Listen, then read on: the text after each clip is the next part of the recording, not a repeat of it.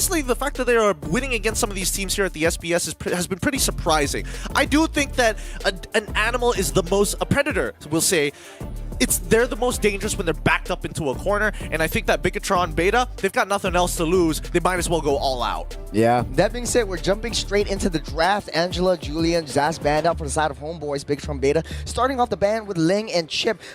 Funny question, Chip has been 100% banned this SPS. This is really, really interesting. A lot of teams are respecting the power that Chip goes in. And as I say this, Valentina getting banned off the board as well. Yeah, and I can understand why the Chip ban, right? So it can be used to counter engage. It can also be used to backdoor, and that is super duper scary. If the backdoor happens, sometimes you won't even have the time to come back and clear off the waves. So gotta be careful of the Chip. There is a secondary hero, sort of like a if I don't pick Chip, I can pick this one. It's that Loi E. Sans has been using it in the previous game in Group B. So I'm thinking that might be a possibility for HomeBois to actually snap pick that up. As I say that, Moscov's getting picked up on the side of HomeBois. Bigatron Beta goes for the Faramis and the Hayabusa. So that means they want to stay as a 4-1 composition. Having Lynch, give Lynch that time to farm up, get that nice little flank onto that back line, and sort of like be that death ball into the HomeBois' front and back. Yeah, it's pretty telegraphed here, especially since it's only the very first rotation, and the fact that Bigatron Beta decided to ban out that Valentina means that they had this ready to go from the beginning of this game. Now, we do see the Arlet as well as the Alpha. Come on, Alpha, show us that back pose. Hell yeah! He's great in every single angle here, I'm not going to lie, but it does mean that HomeBois want to play a very snowball-oriented composition. Actually, they're not wasting any time at all. The Edith gets picked up over here. Jusin's still on the board. I'm thinking whether HomeBois will be able to pick that up for Udil, creating a lot of space, especially since you know that Bigatron Beta is going to be playing a sort of like a pseudo team fight composition. Hayabusa is not going to be in the factor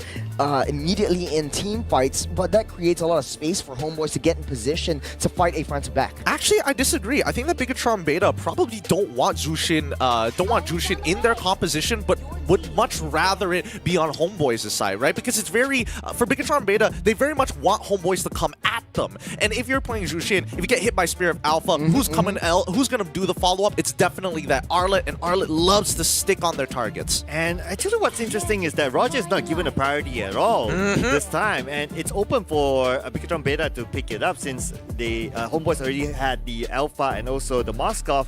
So I guess if it's an obvious ban, HomeBois might want to consider ban out the Roger.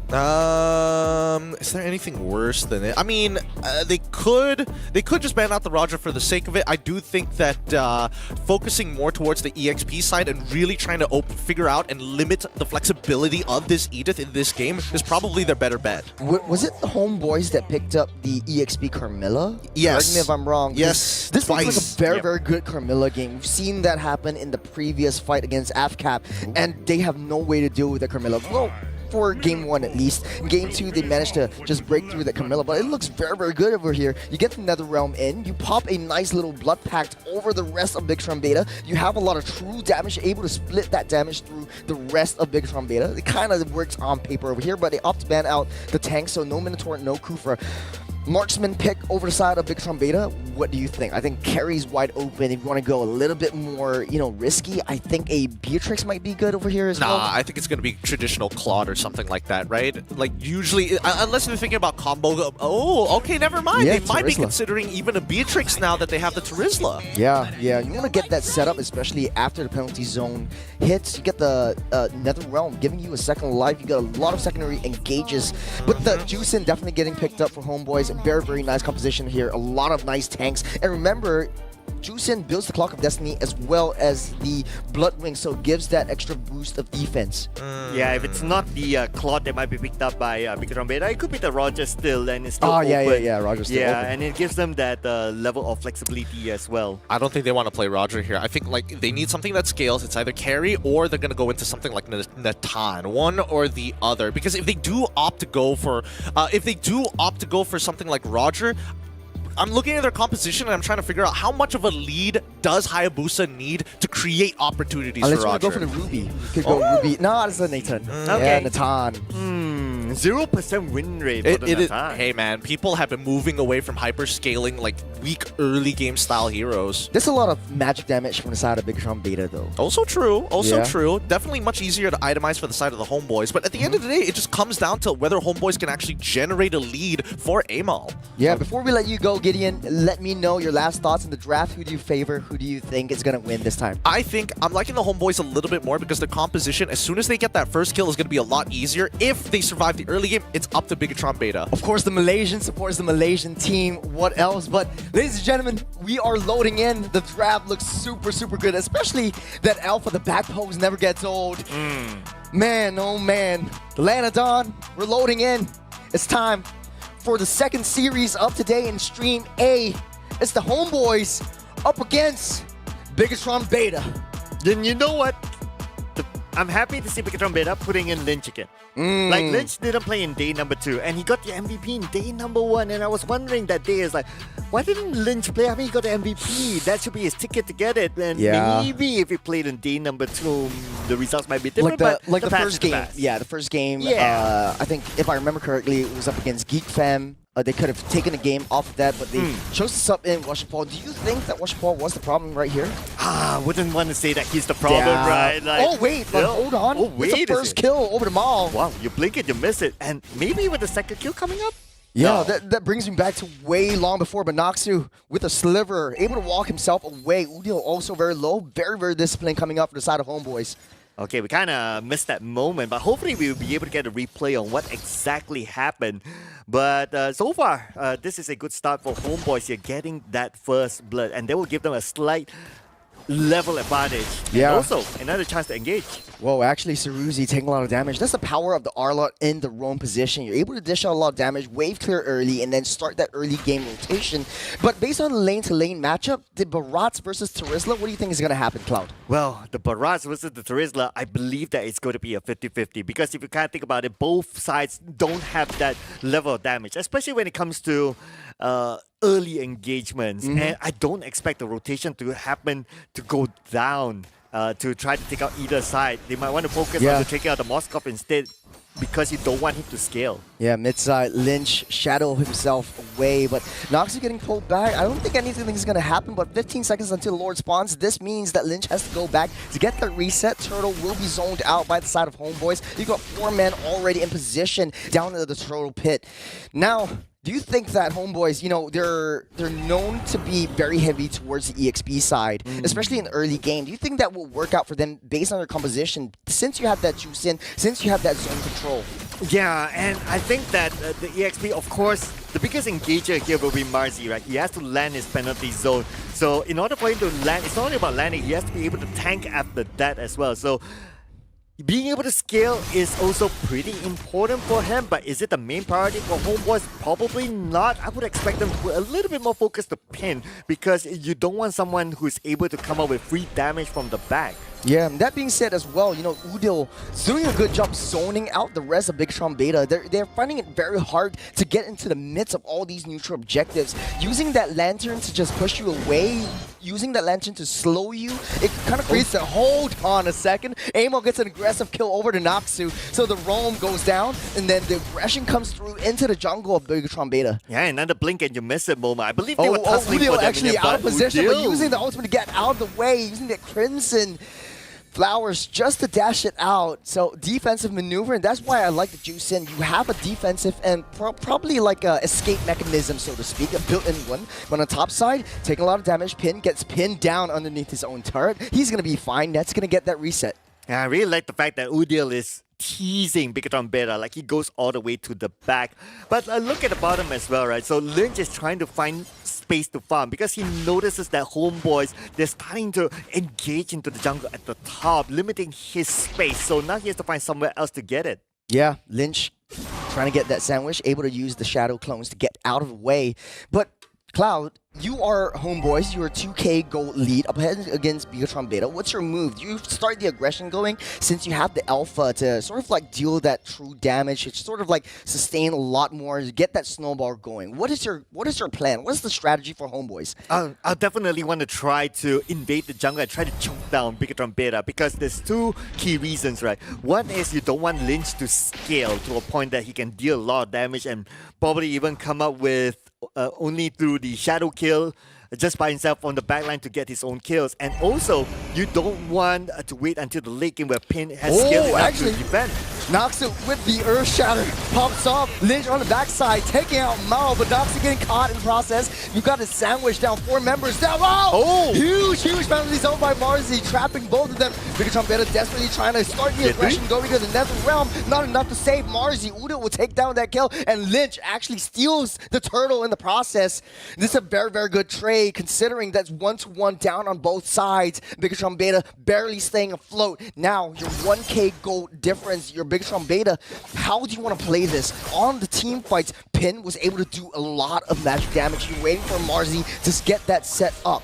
Yeah. What is the plan now? How do you want to scale up? How do you want to raise the momentum going? Yeah, I mean, it's only that one fight still, right? So there's still that space for HomeBois to really keep that distance between Bigatron Beta. But what I really like about the earlier fight is that Bigatron Beta, their coordination. The moment Marzi comes in with a penalty zone, it was followed up with the nether round just to give him the extra protection. So even the HomeBois, they want to counter-engage onto Marzi like they can because of the nether realm. And Bigatron Beta just eat HomeBois up. Oh man, actually, Pin is using the entropy just to clear the waves and just to optimize that lane-to-lane farming. Now we got itemized builds over here. First item I see for the side of the Marzi is actually the Devil's Wings, the Queen's Wings. What do you think about this? Yeah, I think these are standard items, especially for Would you want to go for the War Axe first though, Cloud? Probably won't. I want to focus onto this magical damage for now, because if you look at the items from HomeBois, they have yet to have any true magical defense yet. So this is a good time to capitalize.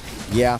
And that being said, though, I think Marzi is trying to go for a little bit more tanky build because he knows he's able to utilize the sort of like penalty zone and flicker combo down into the midst, into the heart of the battles whenever it comes. And Bigatron Beta playing very, very counter-aggressively. They wait for HomeBois to start the engage, wait for Udo to pop his ultimate, get out of the way, and then he finds an opportunity to go straight for it.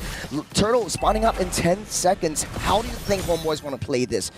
Oh man, at first they have to be aware of Marzi's position. He is waiting at the bush just right in front of the turtle, so he's prepared to pretty much do the same thing. Penalty zone comes in, and then you have the nether round to kind of save him. Okay, Marzi will be the target. Okay, getting pulled back by the 2-man penalty zone. We'll be able to get alive with the nether realm. Get that as well done with the Hawk Tour down into the wall. Turtle not even the main question here. Now Udo able to do that damage in, and Nets starting the aggression go. He is still going down. That is 3 members down over the side of Bigatron Beta, and HomeBois actually starting the momentum and keeping it going, shifting down gears into a higher gear, but at the same time Pin down the bottom side and taking down all of these turret objectives. Yeah, Pin not being at the turtle is just part of the plan because he sees an opportunity at the bottom to take down the turret so wide as well, because you need to open up the space for Bigatron Beta to farm, especially for Lynch. He does not have the space to farm because HomeBois have penetrated the top jungle of Bigatron Beta. Yeah, Lynch doesn't have his purple buff. That's not going to be good. The T1 down on the Bigatron Beta side is already torn down, demolished. On the bottom side, they're looking for a nice little trade onto Year 3 with the crown just in the nick of time and popping the Primal Wrap, trying to deal a lot of damage. You got the SOD landing. He won't be able to join that battle. But, here comes Lynch trying to get that shadow kill onto Udil. Not enough.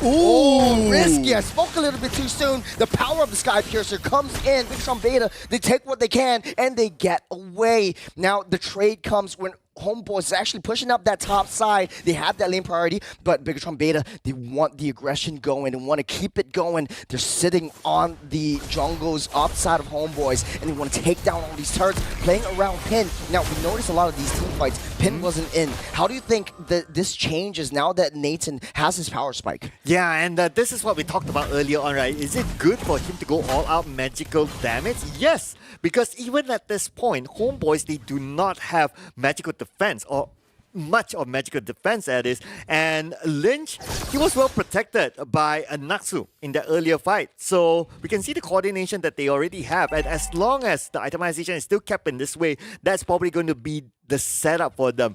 But if HomeBois starts to bring in the Twilight Armor, for example, or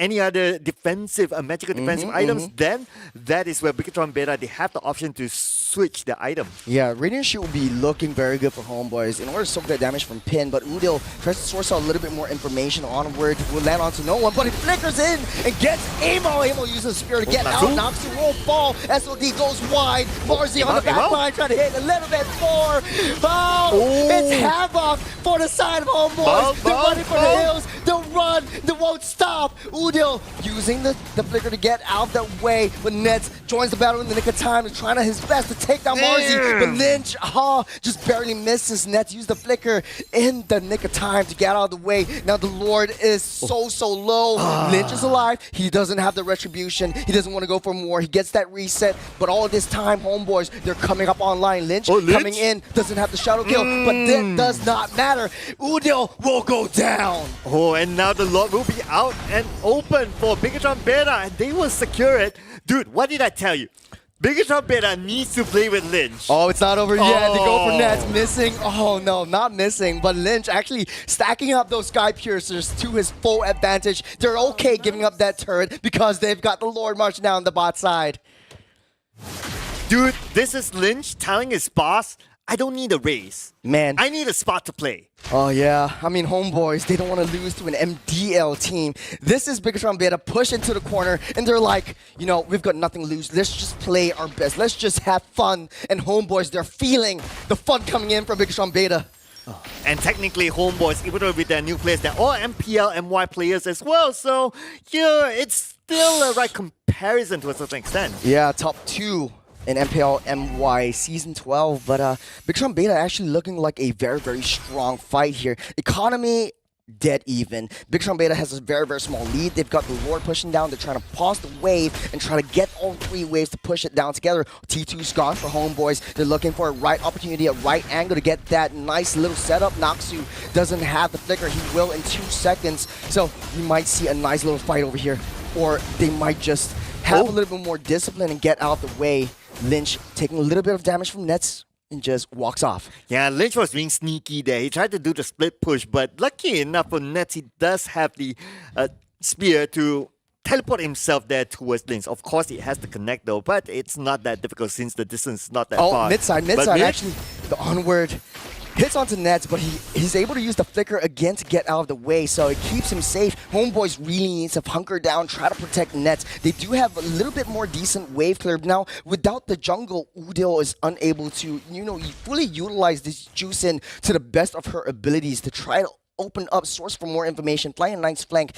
Speaking of which, let's take a look at itemizations. Cloud, is there anything interesting you want to bring up? Okay, the interesting thing is that no Twilight Armor, no Athena Shield for HomeBois, so for Bigatron Beta, they can still maintain whatever setup that they have been doing before this. But the one hero they need to be careful of is going to be Nets, because he has completed his Trinity items here. So that can be something that he could use to scale to a certain extent to win team fights. Yeah, 30 seconds until the next Lord spawns up. It does look like Lynch is a ways way ahead of Amal, so that's a very scary Hayabusa you want to deal with, or you don't want to deal with if you're Nets or Udil.